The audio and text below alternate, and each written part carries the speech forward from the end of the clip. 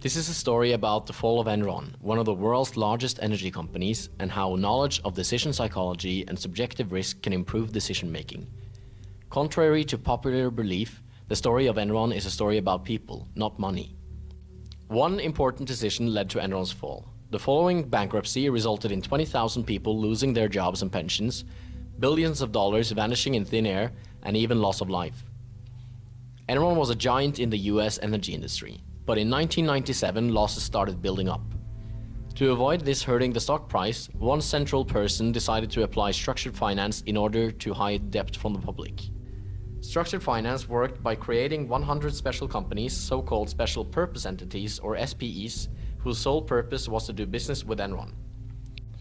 By hiding debt in these SPEs, Enron maintained the illusion of profitability. However, it was a risky practice because of the expected reaction if it became public knowledge. To explain this choice, we look at three different psychological effects: attitudes, the prospect theory, and the sunk cost fallacy.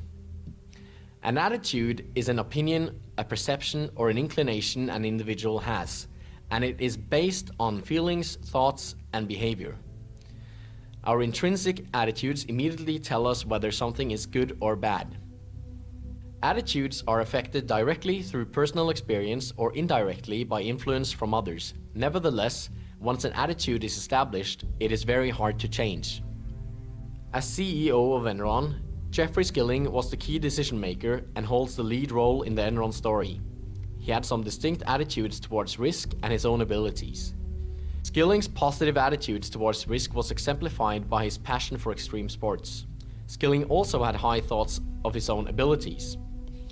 When asked by his Harvard professor if he was smart, he replied, "I'm fucking smart."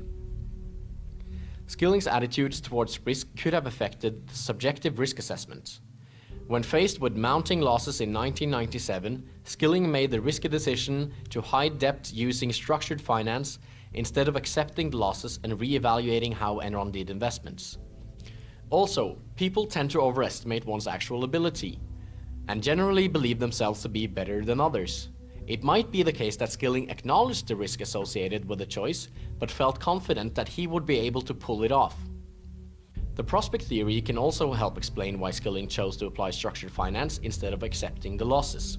Prospect theory presents the value function as concave for gains and convex for losses. This means that relative to the reference point, losses loom larger than gains.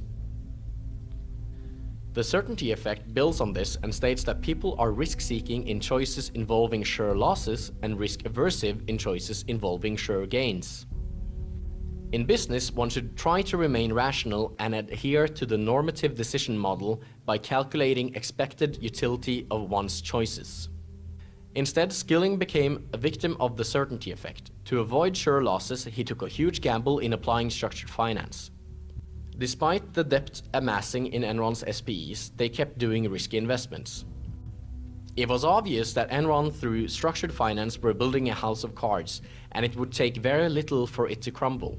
So why did Enron stay its course? The sunk cost fallacy describes a tendency to continue a course of action once an investment has been made. One of the reasons for this behavior is self-justification.